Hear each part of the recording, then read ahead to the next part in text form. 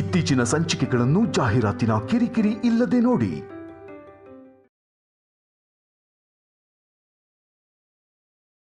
ಪುರೋಹಿತ್ರೆ, ಈಗ ಪೂಜೆ ಮುಗ್ದ ಹಾಗೆ ಅಲ್ವಾ? ನಾವ್ ಹೇಳ್ಬೋದಾ?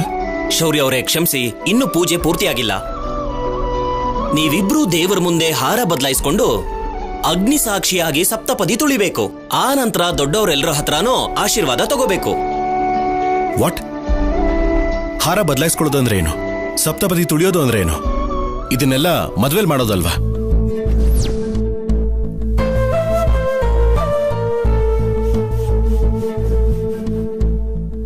ಇನ್ನೂ ಅರ್ಥ ಆಗ್ತಾ ಇಲ್ವಾ ಶೌರ್ಯ? ಈ ಪೂಜೆನ ಅಡ್ಡ ಇಟ್ಕೊಂಡು ನಿನ್ಗೂ ಕಲ್ಯಾಣಿಗೂ ಮತ್ತೆ ಮದ್ವೆ ಮಾಡೋದಕ್ ನೋಡ್ತಾ ಇದ್ದಾರೆ.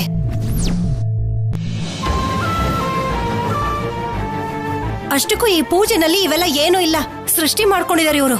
ದಮಯಂತಿ, ಸೃಷ್ಟಿ ಮಾಡ್ಕೊಳ್ಳೋ ಅಗತ್ಯ ಇಲ್ಲ. ಮಾಮೂಲಾಗಿ ಹೋಮ ಮಾಡಿದಿದ್ರೆ ಸರಿ ಹೋಗ್ತಿತ್ತು. ಅದು ಪ್ರತಿ ವರ್ಷ ದಂಪತಿಗಳು ಮಾಡೋ ಹೋಮ.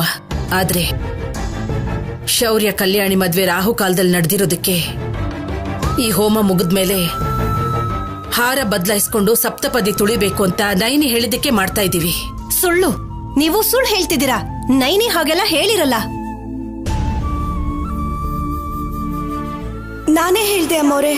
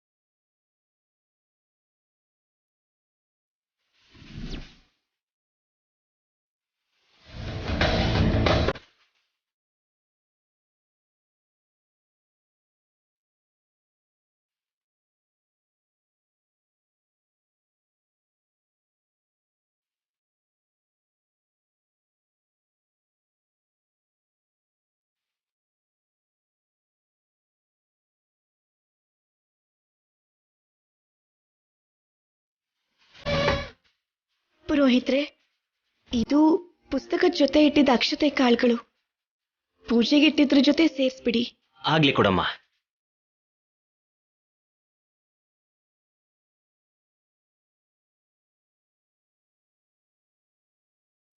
ಅಮ್ಮೋರ್ ಹೇಳಿದ ಪ್ರತಿ ಮಾತು ನಾನ್ ಹೇಳಿದ್ದೆ ಅಮ್ಮೋರೆ.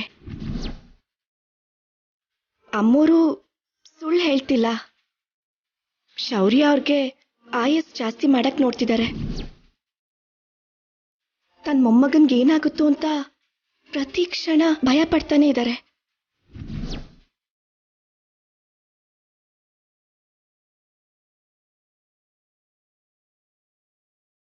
ನಾನು ಕಲ್ಯಾಣಿಗೆ ಪ್ರೀತಿಯಿಂದ ತಾಳಿ ಕಟ್ಟಿಲ್ಲ ನೈನಿ, ಕೋಪದಿಂದ ಕಟ್ಟಿದ್ದೇನೆ. ಅವಳು ತಪ್ಪು ಮಾಡಿದ್ದಕ್ಕೆ ಶಿಕ್ಷೆ ಕೊಟ್ಟಿದ್ದೇನೆ. ಬಲವಂತವಾಗಿ ತಾಳಿ ಕಟ್ಟಿದ್ದೀರಾ ಅಂತ ನೀವ್ ಅನ್ಕೋತಿರ್ಬೋದು.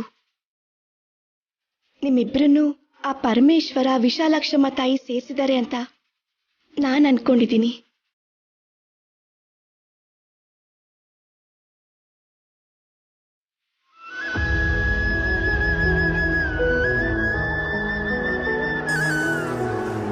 ಇದು ಶಿಕ್ಷೆ ಅಂತ ನೀವ್ ಅನ್ಕೊಂಡಿದ್ದೀರಾ. ಕಲ್ಯಾಣಿನ ನಿಮ್ ರಕ್ಷೆಯಾಗಿ ಕೊಟ್ಟಿದ್ದಾರೆ ಅಂತ ನಾನು ಅನ್ಕೊಂಡಿದ್ದೀನಿ ಶೌರ್ಯ ಅವರೇ.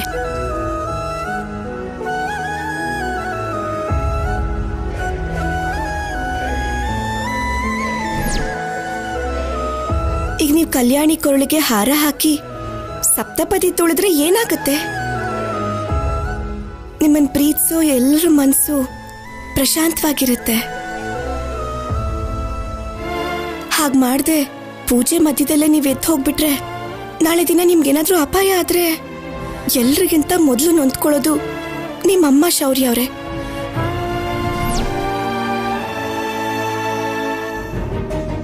ಒಂದ್ಸಲ ಯೋಚನೆ ಮಾಡಿ ನೋಡಿ. ಒಬ್ಬ ತಂಗಿಯಾಗಿ ಅಣ್ಣನ ಕ್ಷೇಮಕ್ಕೋಸ್ಕರ ಇದೆಲ್ಲ ಹೇಳ್ತಾ ಇದ್ದೀನಿ.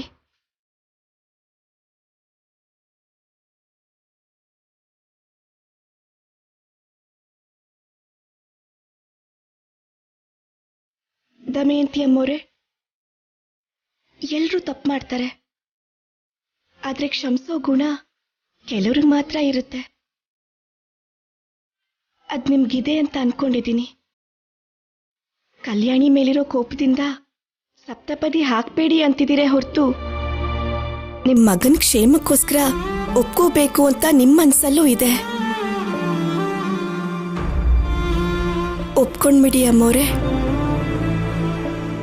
ಪಟ್ಟಂತ 10 ನಿಮಿಷ ನೀವು ನಿಮ್ ಕೋಪನ ತಡೆದಿಟ್ಕೊಂಡ್ರೆ ಶೌರ್ಯ ಅವ್ರಿಗೆ ಗಂಡಾಂತರ ದೂರ ಆಗಿ ನಿಮ್ ಕಣ್ ಮುಂದೆನೆ ಸಂತೋಷವಾಗಿರ್ತಾರೆ.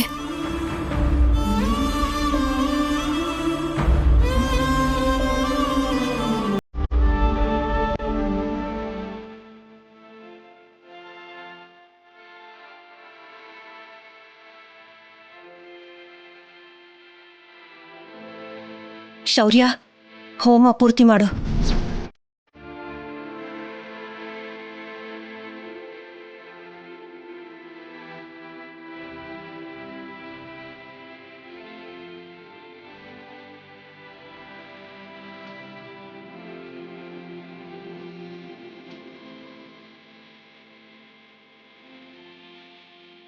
ಪುರೋಹಿತ್ರೆ, ಶುರು ಮಾಡಿ. ಅಮ್ಮ, ಹಾರಗಳನ್ನ ತಗೊಂಡ್ ಬನ್ನಿ. ಸರಿ ಪುರೋಹಿತ್ರೆ. ಹೋಗು ಅನುಪಮ.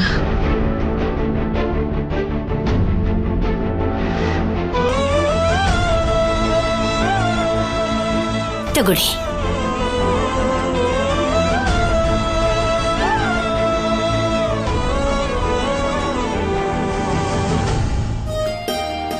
ನೀವಿಬ್ರು ಹಾರ ಬದಲಾಯಿಸ್ಕೊಳ್ಳಿ. हरि ओम ध्रुवं ते राजा वरुणो ध्रुवं देवो बृहस्पतिः ध्रुवं ते इन्द्रश्चाग्निश्च अस्त्रं धारयतां ध्रुवम्.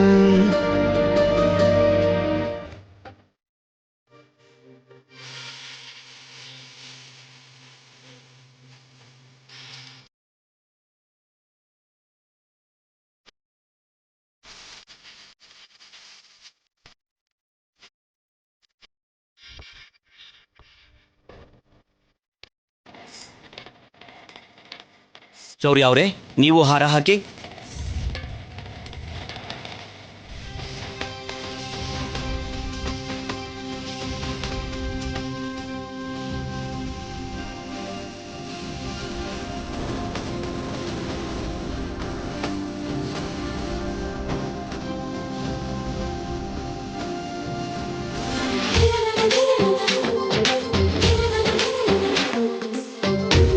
ಶೌರ್ಯ ಅವರೇ, ವಧುವಿನ ಕಾಲ್ಗೆ ಕಾಲುಂಗ್ರ ತೊಡ್ಸಿ.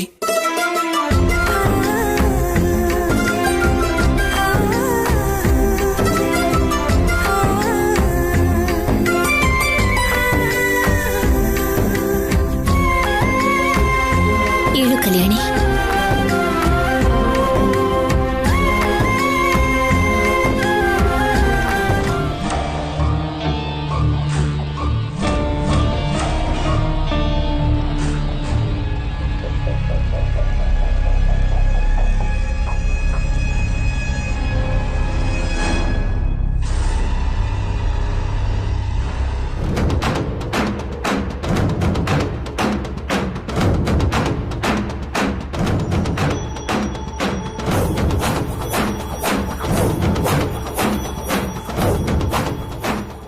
ನಿಂತ್ಕೊಳ್ಳಿ ಮೇಡಮ್.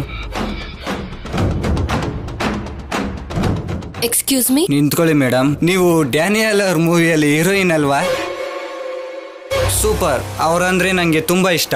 ಸಾರಿ, ನಾನು ಆ ಫಿಲಮ್ ಮಾಡ್ತಿಲ್ಲ. ನೀವು ತಪ್ಪು ತಿಳ್ಕೊಂಡಿದ್ದೀರಾ ಅನ್ಸುತ್ತೆ. ಜೋಕ್ ಮಾಡಬೇಡಿ ಮೇಡಮ್. ಈ ಫೋಟೋದಲ್ಲಿರೋರು ನೀವೇ ಅಲ್ವಾ?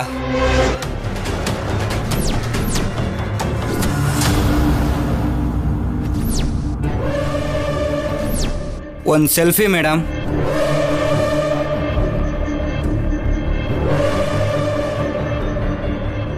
Thank you madam.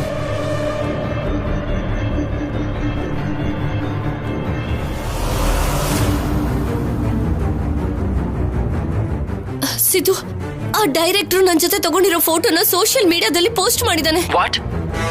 ಹೌದು ಸಿದ್ದು, ಆ ಫೋಟೋ ಏನಾದ್ರೂ ಶೌರ್ಯ ನೋಡಿದ್ರೆ ಪ್ರಾಬ್ಲಮ್ ಆಗುತ್ತೆ. ನನಗೆ ಗೊತ್ತಿರೋ ಹಾಗೆ ಈಗಾಗ್ಲೇ ನಮ್ಮ ಬಗ್ಗೆ ಎನ್ಕ್ವೈರಿ ಸ್ಟಾರ್ಟ್ ಮಾಡಿರ್ತಾನೆ. ಹೇಗಾದ್ರೂ ಆ ಫೋಟೋ ಡಿಲೀಟ್ ಮಾಡಿಸು ಸಿದ್ದು. ನೀನ್ ಟೆನ್ಷನ್ ಮಾಡ್ಕೊಳ್ತಾನೆ ಮನೆಗೆ ಹೋಗು ಸ್ಯಾಮ್. ನಾನು ಏನೋ ಒಂದು ಮಾಡ್ತೀನಿ. ಓಕೆ.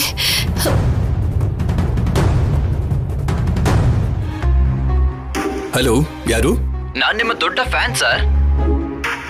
ನೀವು ಸೋಷಿಯಲ್ ಮೀಡಿಯಾದಲ್ಲಿ ಪೋಸ್ಟ್ ಮಾಡಿರೋ ಹುಡುಗಿಗೆ ಟೆರರಿಸ್ಟ್ ಜೊತೆ ಸಂಬಂಧ ಇದೆ. ಪೊಲೀಸ್ ಅವರು ಆ ಫೋಟೋ ನೋಡೋದ್ರೊಳಗೆ ಪೋಸ್ಟ್ ಡಿಲೀಟ್ ಮಾಡಿ, ಇಲ್ಲಾಂದ್ರೆ ತುಂಬಾ ಪ್ರಾಬ್ಲಮ್ ಆಗುತ್ತೆ. ಹೌದಾ? Okay okay.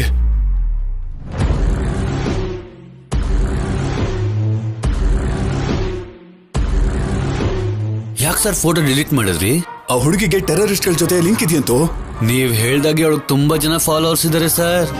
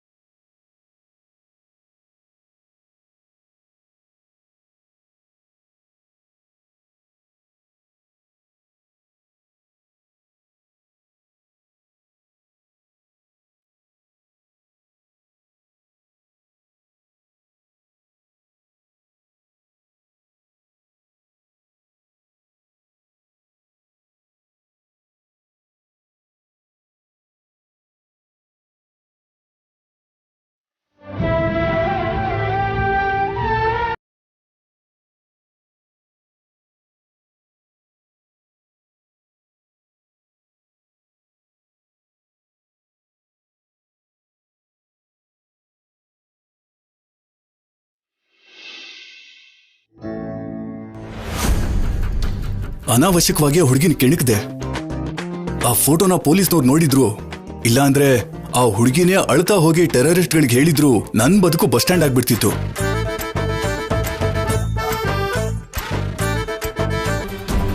ಅಡ್ಡ ಯಾಕೋ ನಿಂತಿದ್ಯಾ? ಜಾಗ ಬಿಡು.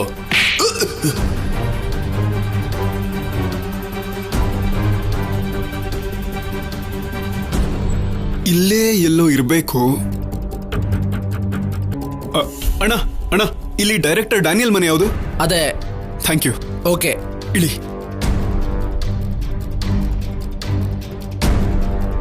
ಹೇಳೋ, ನೀವೆಷ್ಟೇ ಹೊಡೆದ್ರು ಆ ಹುಡುಗಿ ಬಗ್ಗೆ ನನ್ಗೇನು ಗೊತ್ತಿಲ್ಲ ಸರ್. ಫಸ್ಟ್ ಟೈಮ್ ಯಾವುದೋ ಹುಡುಗನ ಜೊತೆ ಶೂಟಿಂಗ್ ಸ್ಪಾಟ್ಗೆ ಬಂದಿದ್ಲು. ಅದಾದ್ಮೇಲೆ ಮ್ಯಾನೇಜರ್ ಕನಕರಾಜು ಅವ್ರಿಗೆ ಟಚ್ ಅಲ್ಲಿ ಇದ್ದಾಳೆ. ಅವನೆಲ್ಲಿದ್ದಾನೆ?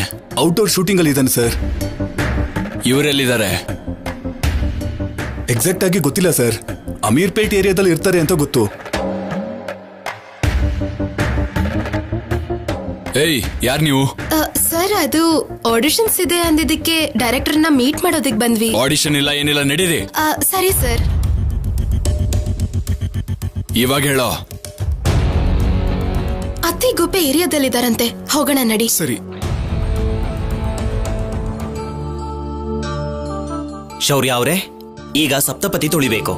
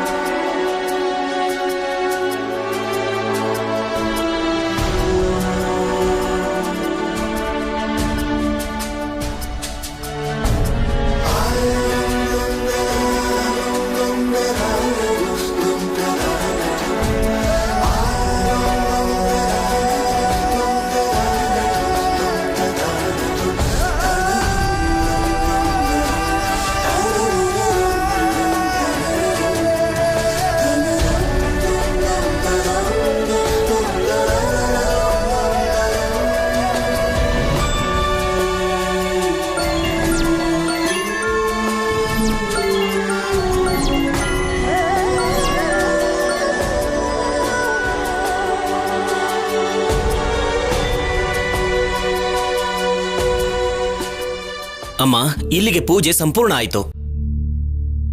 ಮೊದಲು ಗಂಡನ ಹತ್ರ ಆಶೀರ್ವಾದ ತಗೊಳಮ್ಮ.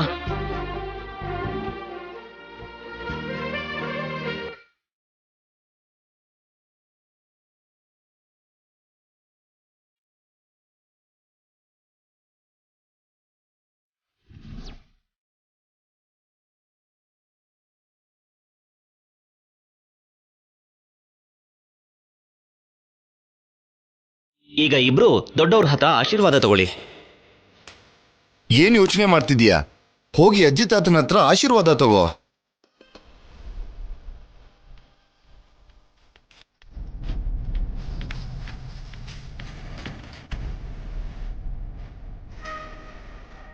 ಮಕ್ಕಳ ಜೊತೆ 100 ಕಾಲ ಸಂತೋಷವಾಗಿ ಬಾಳಿ.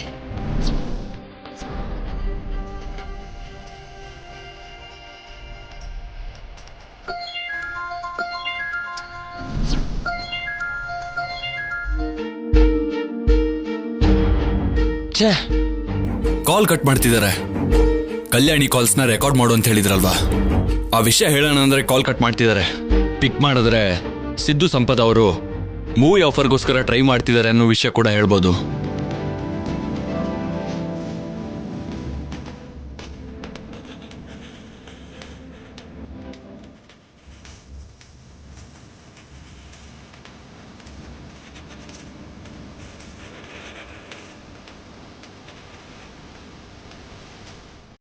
ನನ್ನ ಆಯಸ್ಸನ್ನು ತಗೊಂಡು 100 ಕಾಲ ಚೆನ್ನಾಗಿ ಬಾಳಿ.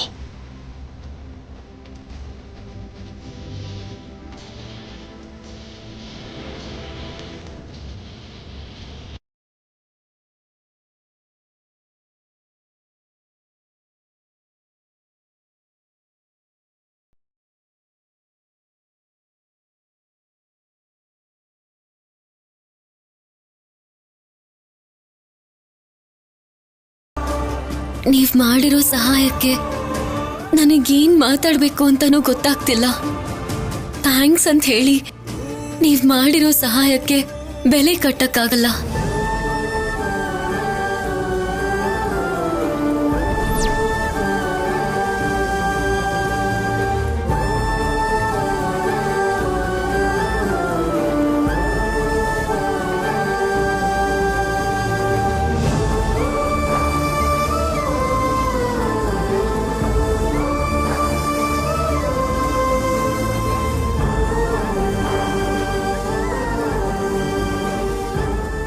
ಇಷ್ಟ ಹೇಳಿದ್ರೆ ಸಾಲಲ್ಲ, ನನಗ್ ನೀನೊಂದು ಸಹಾಯ ಮಾಡ್ಬೇಕು.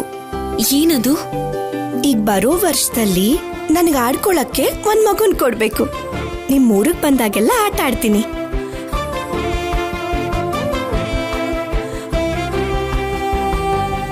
ತುಂಬಾ ಜಾಸ್ತಿ ಆಸೆ ಪಡ್ತಾ ಇದೆಯಾ ತ್ರಿನೈನಿ? ಕಲ್ಯಾಣಿ, ನೈನಿಗೆ ಮುತ್ತೈದೆಯರಿಗೆ ಬಾಗ್ನ ಕೊಡು. ಮೊದ್ಲೇ ಅವ್ರವ್ರ ಮನೆಗಳಲ್ಲಿ ಅವ್ರಿಗೆ ತುಂಬಾ ಕೆಲಸ ಇರತ್ತೆ.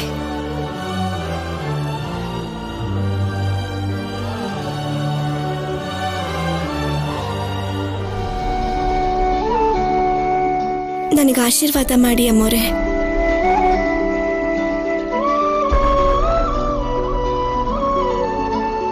ದೀರ್ಘ ಸುಮಂಗಲಿ ಭವ.